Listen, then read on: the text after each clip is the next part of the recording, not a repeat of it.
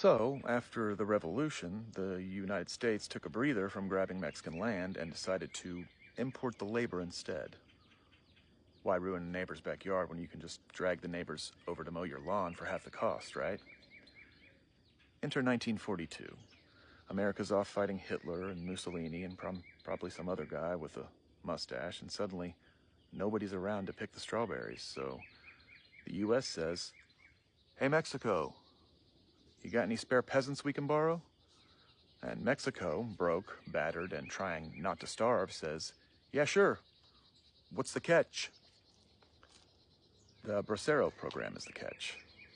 It's like a government-sanctioned temporary agency where millions of Mexican men are brought to the US to work in fields. This was big business. American growers loved it. One Texas farmer famously said, "We used to own slaves, now we just rent them from the government."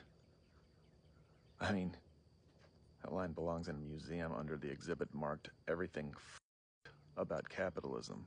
When some of the workers dared to stick around after their contracts expired, because, you know, they wanted to eat and not die, the US rolled out Operation Wetback. It's not me being edgy.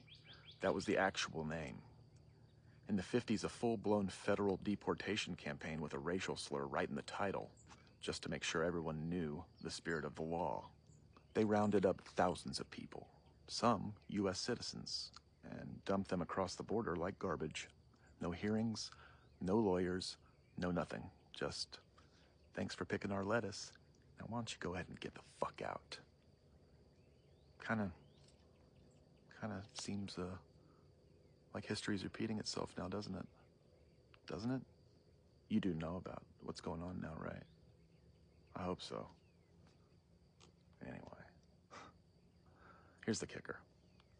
Even with all the abuse and the roundups and wage theft, the Bracero program was popular. Why?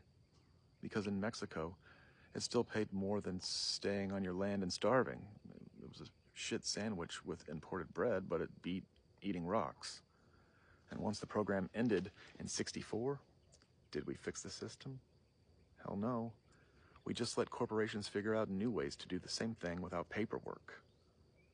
Undocumented labor. Guest worker visas. Ag exemptions, different names, same scam.